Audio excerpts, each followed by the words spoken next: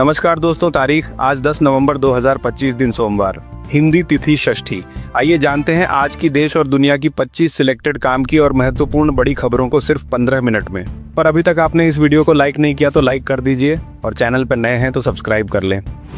राष्ट्रीय स्वयंसेवक संघ के पंजीकरण विवाद पर मोहन भागवत ने बेंगलुरु में संघ की 100 वर्ष यात्रा नए क्षितिज कार्यक्रम के दौरान कहा कि कई चीजें बिना पंजीकरण के भी मौजूद हैं, जैसे हिंदू धर्म स्वयं पंजीकृत नहीं है। उन्होंने बताया कि आरएसएस संविधान के दायरे में काम करता है और एक मान्यता प्राप्त संगठन है। भागवत ने कहा कि स्वतंत्र भारत के कानूनों में आरएसएस का पंजीकरण आवश्यक नहीं है। अयोध्या में श्री राम लल्ला का भव्य मंदिर अब अपनी पूरी शोभा के साथ खड़ा है।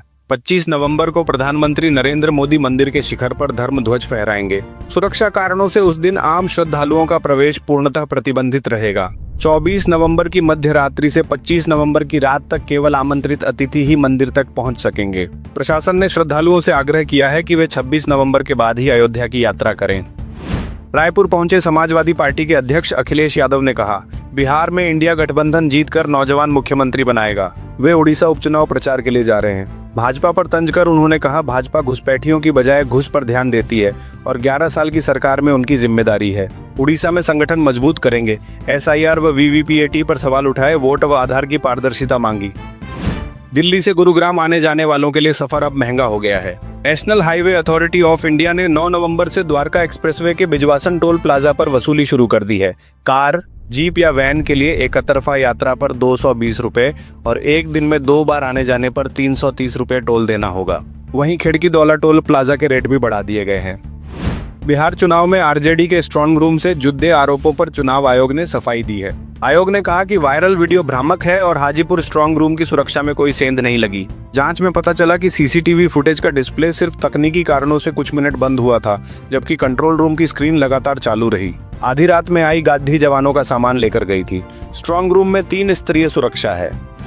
बांग्लादेश की राजधानी ढाका में हालात तनावपूर्ण हैं, क्योंकि अपदस्थ प्रधानमंत्री शेख हसीना की अपील के बाद यूनुस सरकार ने शहर को छावनी में बदल दिया है। 13 नवंबर को अवामी लीग के प्रस्तावित लॉकडाउन से पहले पुलिस ने 7000 जवानों के साथ 142 जगहों पर मॉक ड्रिल की। स्टील हेलमेट और बॉडी आर्मर से लैस पुलिसकर्मी चौक चौराहों पर तैनात हैं और संदिग्ध वाहनों व यात्रियों की जाँच कर रहे हैं। भारतीय मौसम विभाग ने हरियाणा, पंजाब और राजस्थान में शीतलहर की चेतावनी जारी की है। पहाड़ों से आने वाली ठंडी उत्तर पश्चिमी हवाओं के कारण तापमान में तेज गिरावट दर्ज की गई है। पंजाब के बठिंडा में 7.2 डिग्री सेल्सियस और हरियाणा के महेंद्रगढ़ में 7.6 डिग्री तापमान दर्ज हुआ है। विशेषज्ञों ने कहा कि यह सर्दी की शुरुआती दस्तक है और आने वाले दिनों में शीतलहर का असर और बढ़ सकता है। भाजपा के नए राष्ट्रीय अध्यक्ष के चुनाव को लेकर हलचल तेज हो गई है। पार्टी सूत्रों के मुताबिक 4 नामों का पैनल तैयार है और बिहार विधानसभा चुनाव के बाद नए अध्यक्ष की घोषणा संभव है। इस बीच रक्षा मंत्री राजनाथ सिंह ने खुलासा किया कि राष्ट्रीय जनतांत्रिक गठबंधन बिहार में 160 से अधिक सीटें जीतकर 2/3 बहुमत हासिल करेगा। उन्होंने कहा कि नीतीश कुमार ही मुख्यमंत्री बनेंगे और प्रशांत किशोर का कोई प्रभाव नहीं पड़ेगा। किसानों के लिए बड़ी खुशखबरी है। प्रधानमंत्री किसान सम्मान निधि योजना की 21वीं किस्त इस महीने के अंत तक जारी की जा सकती है। सरकार नवंबर के आखिर तक पात्र किसानों के खातों में 2000 रुपए की राशि ट्रांसफर करेगी। पिछली किस्त 2 अगस्त को 9 करोड़ 70 लाख किसानों को दी गई थी। जिन किसानों ने KYC पूरी कर ली है, उन्हें ही अगली किस्त का लाभ मिलेगा। योजना के तहत सालाना 6000 रुपए दिए जाते हैं। भारतीय मूल के जोहरान ममदानी, जो न्यूयॉर्क के पहले मुस्लिम मेयर बने हैं, अब राजनीतिक संकट में घिरते दिख रहे हैं। पूर्व राष्ट्रपति डोनाल्ड ट्रंप के समर्थकों में शामिल रिपब्लिकन नेता एलिस स्टेफेनिक ने 2026 के न्यूयॉर्क गवर्नर चुनाव में उतरने का ऐलान किया है और संकेत दिया है कि जीतने पर वे ममदानी को पद से हटा सकती हैं। हालांकि कानूनी प्रक्रिया बेहद जटिल है और इसमें आरोप, सुनवाई व बचाव के अवसर अनिवार्य हैं। बिहार विधानसभा चुनाव के दूसरे चरण का प्रचार कल शाम 6 बजे थम गया। इस चरण में 20 जिलों की 122 सीटों पर 11 नवंबर को मतदान होगा और नतीजे 14 नवंबर को आएंगे। कुल 1302 उम्मीदवार मैदान में हैं। मधुबनी में उत्तर प्रदेश के मुख्यमंत्री योगी आदित्यनाथ और मोहनिया में रक्षा मंत्री राजनाथ सिंह ने जनसभाएं की। वहीं प्रधानमंत्री मोदी, राहुल गांधी, तेजस्वी यादव और नीतीश कुमार ने भी जोरदार प्रचार किया।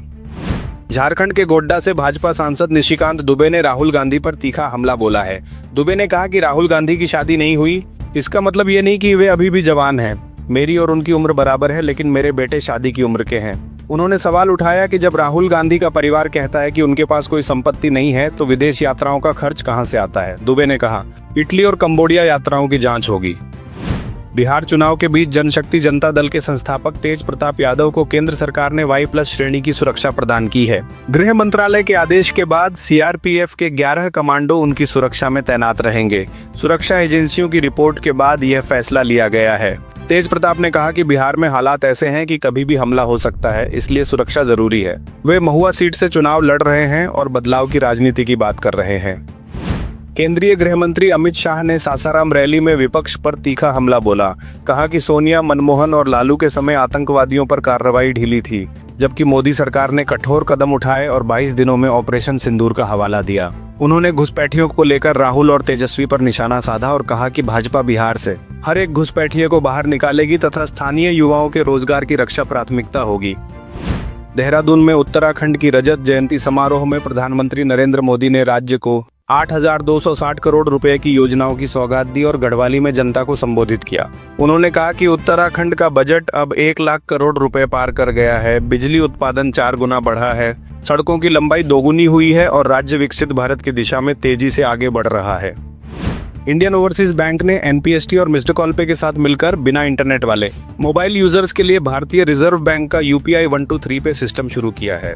यह फीचर फोन यूजर्स को सिर्फ एक मिस्ड कॉल से डिजिटल पेमेंट की सुविधा देगा। उपयोगकर्ता 0804516366 नंबर पर कॉल कर भाषा चुन सकते हैं, बैंक लिंक कर सकते हैं और UPI पिन डालकर पैसे भेज या बैलेंस चेक कर सकते हैं।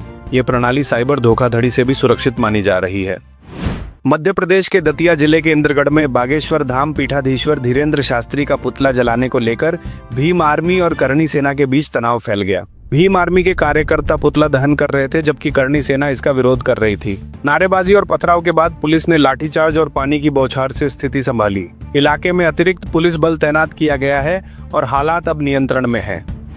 नई रिसर्च में खुलासा हुआ है कि जेन जी पीढ़ी अब मैनेजर या लीडर बनने से बच रही है। करीब 52% युवाओं ने कहा कि उन्हें ओवरवर्क और तनाव नहीं चाहिए, बल्कि वर्क लाइफ बैलेंस, आजादी और मानसिक सुकून जरूरी है। रॉबर्ट वॉल्टर्स की रिपोर्ट के अनुसार युवा मानते हैं कि जिम्मेदारियों के मुकाबले सैलरी बहुत कम है, इसलिए वे प्रमोशन की जगह स्मार्ट वर्क और क्रिएटिव आजादी को तरजीह दे रहे हैं।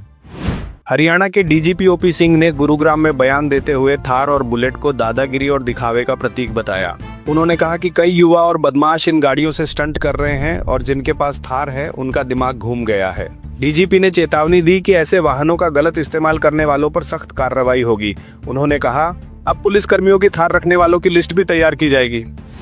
कांग्रेस नेता राहुल गांधी के मतदाता सूची में गड़बड़ी के आरोपों पर पूर्व मुख्य चुनाव आयुक्त OP रावत ने कहा कि ऐसे मामले आम मतदाताओं के विश्वास को डगमगाते हैं और चुनाव आयोग के लिए यह बेहद शर्मनाक है। उन्होंने बताया कि उनके कार्यकाल में हर शिकायत पर तुरंत जांच होती थी और सभी दलों के प्रतिनिधि शामिल रहते थे। रावत ने कहा कि अब आयोग का रुख बदला है, जिससे पारदर्शिता पर सवाल उठने लगे हैं। बिहार में चुनावी सरगर्मी के बीच तेज प्रताप यादव ने अपने भाई तेजस्वी यादव को जन्मदिन की बधाई दी, लेकिन साथ ही कहा कि उनकी जान को खतरा है और लोग उनकी हत्या तक करवा सकते हैं। तेज प्रताप ने कहा कि उनका आशीर्वाद हमेशा तेजस्वी के साथ है।